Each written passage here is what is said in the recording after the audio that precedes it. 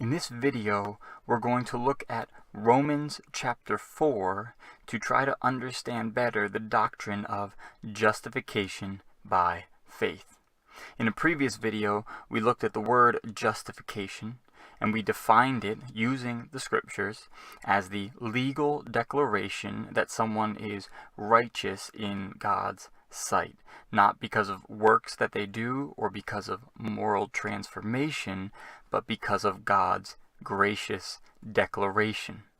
Now, instead of trying to look at the definition in theory or by looking around at different places in the Bible, we are just going to focus on the most sustained argument related to justification in Romans chapter 4.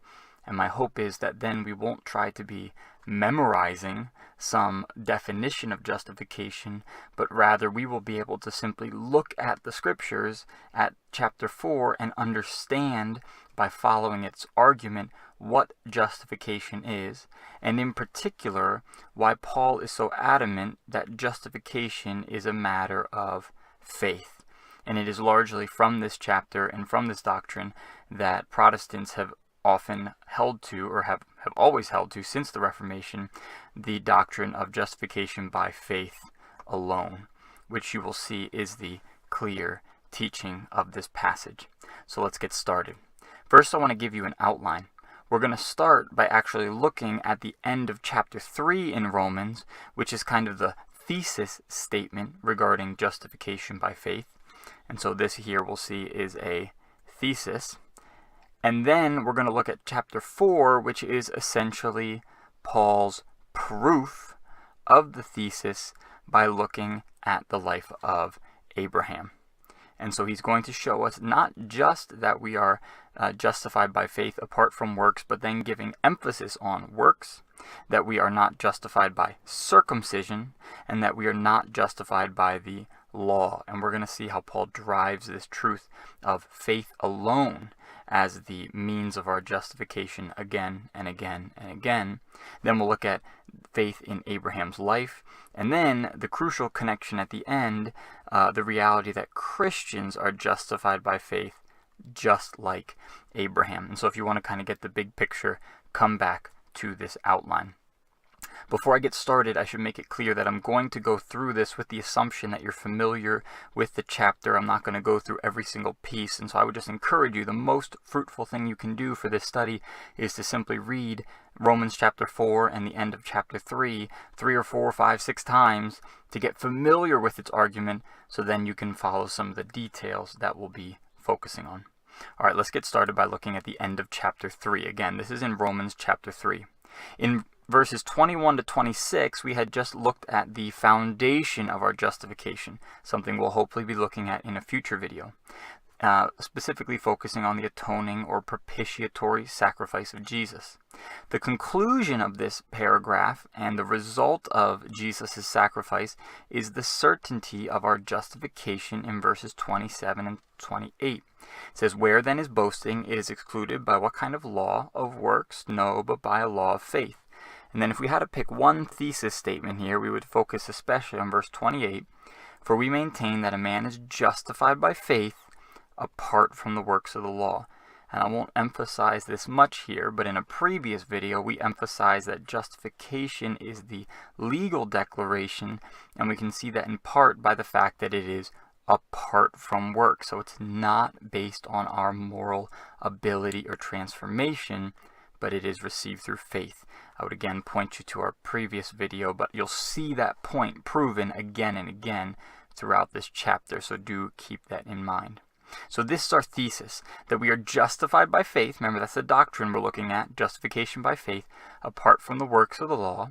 But you'll also see here at the end of chapter 3 that Paul, although it's not quite as primary of a theme, he's also showing that justification is for those who are circumcised and those who are uncircumcised. And so while the main emphasis is that we are justified by faith apart from works, there is also another emphasis on the fact that justification is for Jews by faith, and it is also for Gentiles by faith.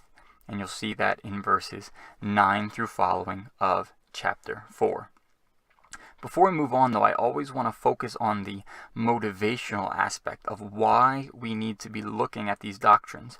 And I would encourage us, as we ask the question, why does this matter? If you look at the Bible as a whole, you will see this common theme that God says, I am the Lord, that is my name, I will not give my glory to another. Sorry, got covered at the bottom there. Or my praise to graven images. And God is adamant about the fact that all the glory that he rightly deserves be given to him. And in fact, that is the best thing for us as well, to give him the glory that he deserves. And notice here that the doctrine of justification by faith is a doctrine that works directly against the reality of human boasting.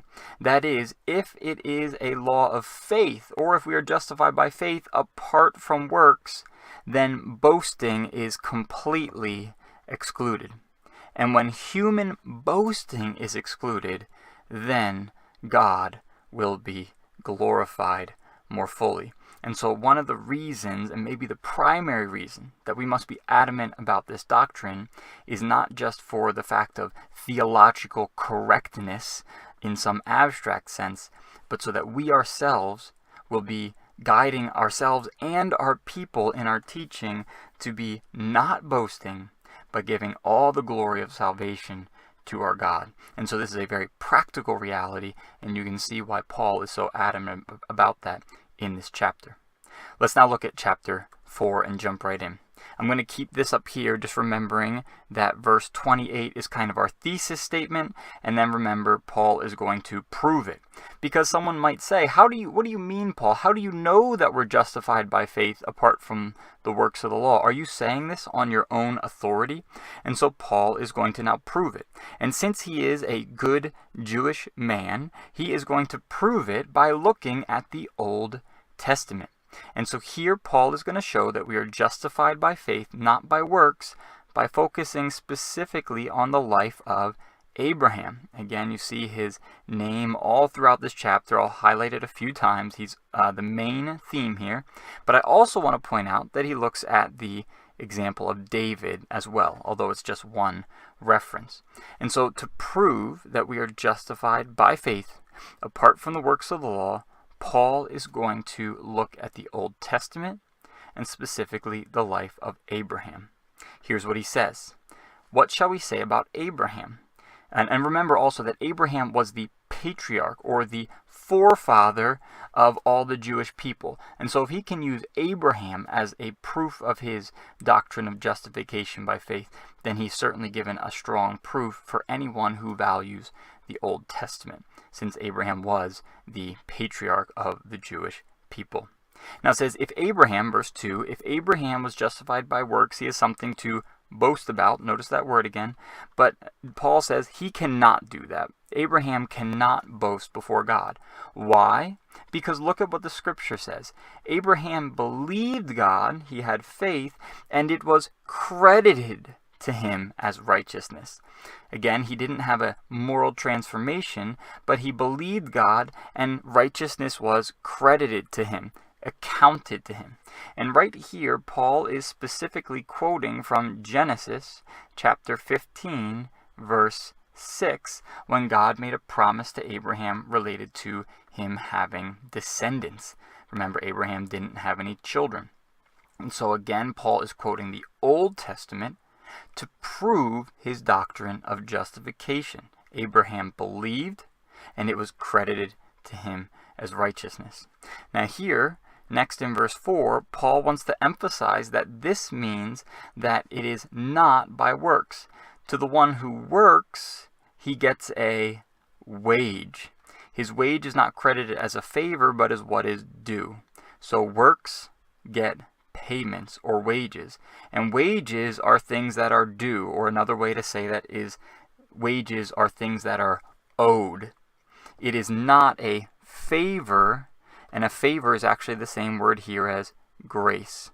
And Paul really doesn't prove this point in this particular paragraph that God does not give wages. He does not give what is due, but he only gives grace. But he essentially takes it as a given, and we can see this in other parts of the Bible, that if you are thinking that God owes you something, that you have something that is due you, or that he owes you a wage, you simply don't understand how God works.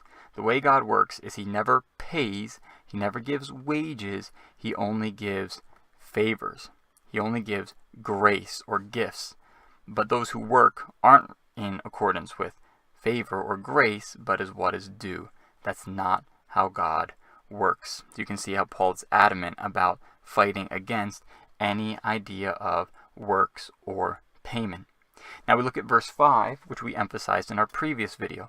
But to the one who does not work, but believes in him who justifies the ungodly, we're not going to focus here on this, but just remember how crucial this is, declares righteous an ungodly person, not their works, his faith is credited as righteousness. And so Paul is looking to the life of Abraham, saying he is one who believes, and his faith is credited as righteousness. God justifies the ungodly. Not those who work, but those who believe. As a second proof, he looks at the life of David and says that David also speaks of the man to whom God credits righteousness. And then he quotes from Psalm 32, where David talks about the blessing on the man whose lawless deeds have been forgiven, and whose sin the Lord will not take into account. And as a final point on this particular paragraph, I want you to realize that this word here, take into account, is actually the same word as earlier in the passage when it talks about crediting righteousness.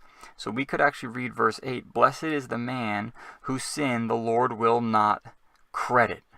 Notice this is the same idea here. If we look up at verse 3 or verse 6, crediting righteousness, Paul says here that he does not credit sin.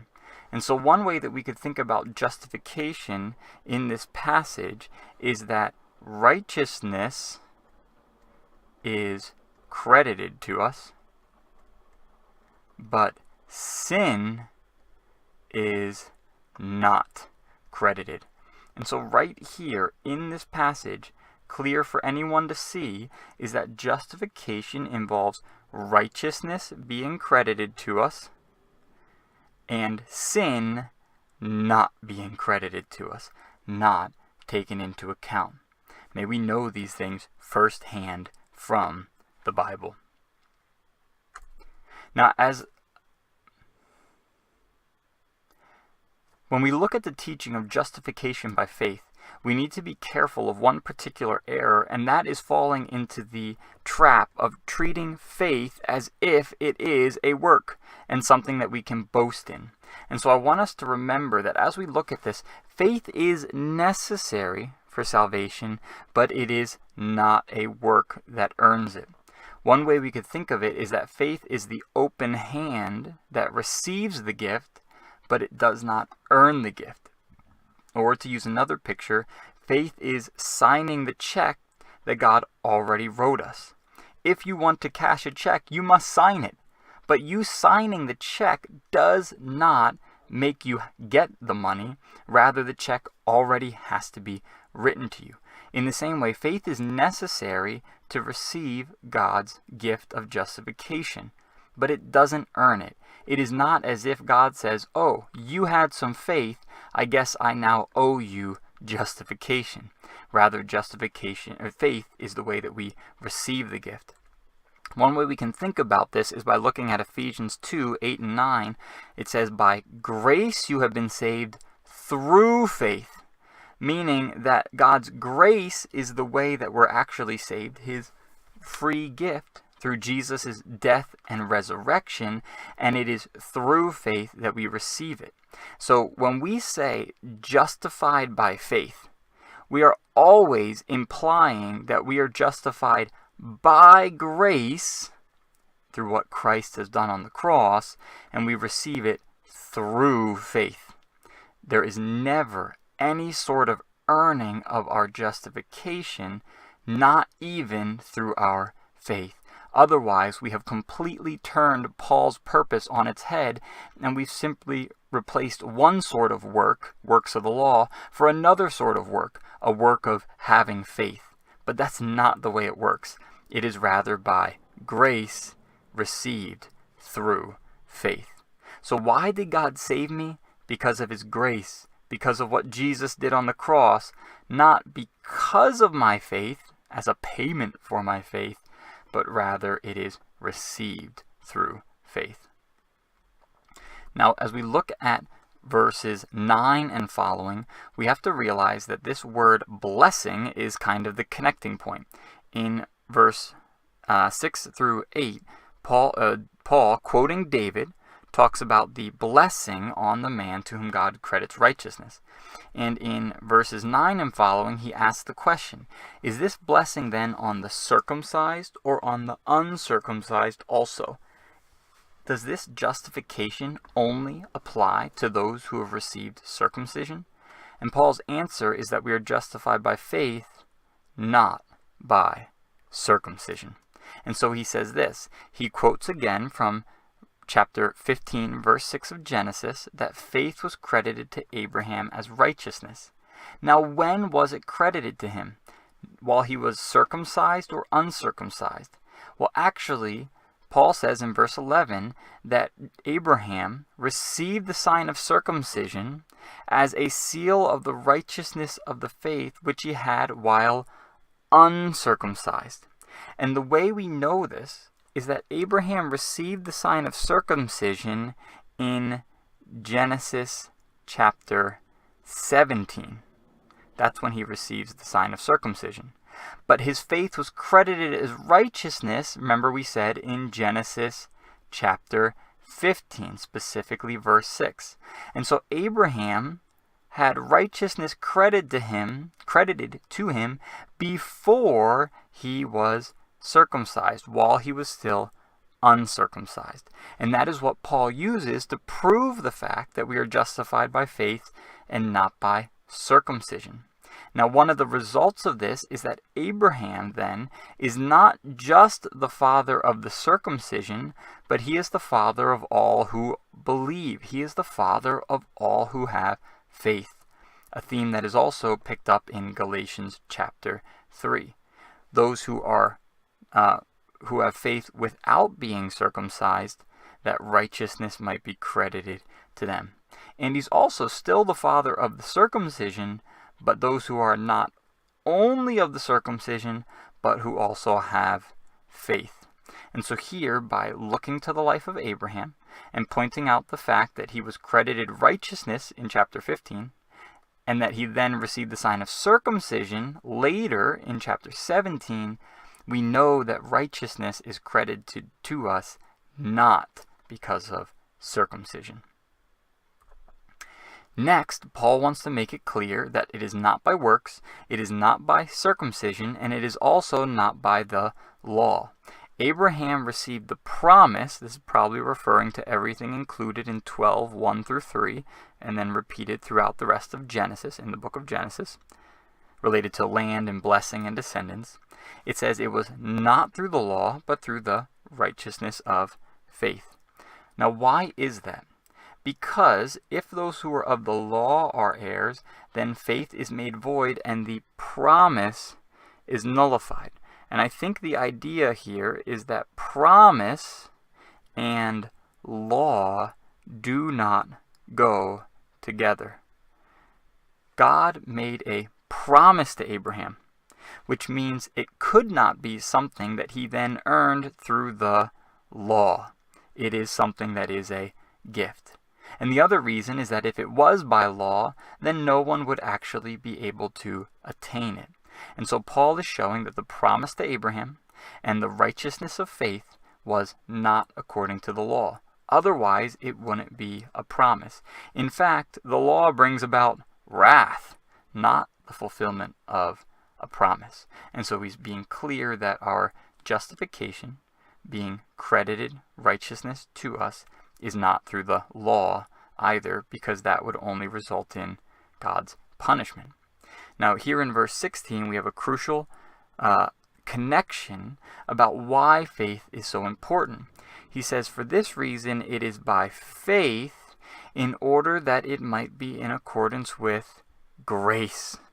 And what Paul is pointing to here, as we saw in Ephesians chapter 2, verses 8 and 9, is that faith exalts grace, because faith is trusting in a promise. Grace and promise do go together. It is not a matter of works or law. And again, the promise will be guaranteed to all the descendants, both to those who are of the law, the Jews, and those who are of faith, those who don't have the law. But this connection, especially for our teaching and preaching, is so important that faith is a reality that is in accordance with grace, which is why it is so important for us to understand that justification is by faith alone. Next, in verses 17 through 22, Paul looks at the faith in Abraham's life. Now, this is essentially a short retelling of Abraham's faith related to his being so old that they thought it was impossible that he or his wife could have children. But what I want to do is focus specifically on verse 20. Though he was so old, it says, "Yet with respect to the promise of God, he did not waver in unbelief, but grew strong in faith, giving glory to God." And just like we saw in the last section, that faith is in accordance with grace, we now see that faith is in accordance with the glory of God.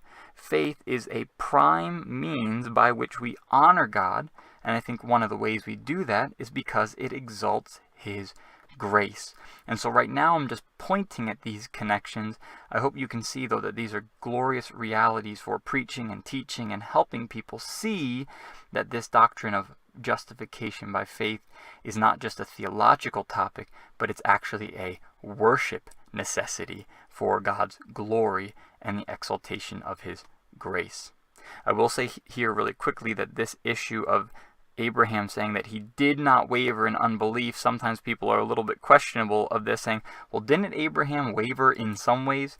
And that's a topic for another discussion, but for now I would just encourage us to realize that similar to Job, though Abraham did not have perfect faith, he never turned to idols. He never turned away from God, but even in his struggle, he continued to look to God. And so there's other ways to think about that, but we can at least say for sure he never wavered in any ultimate sense in turning away from God.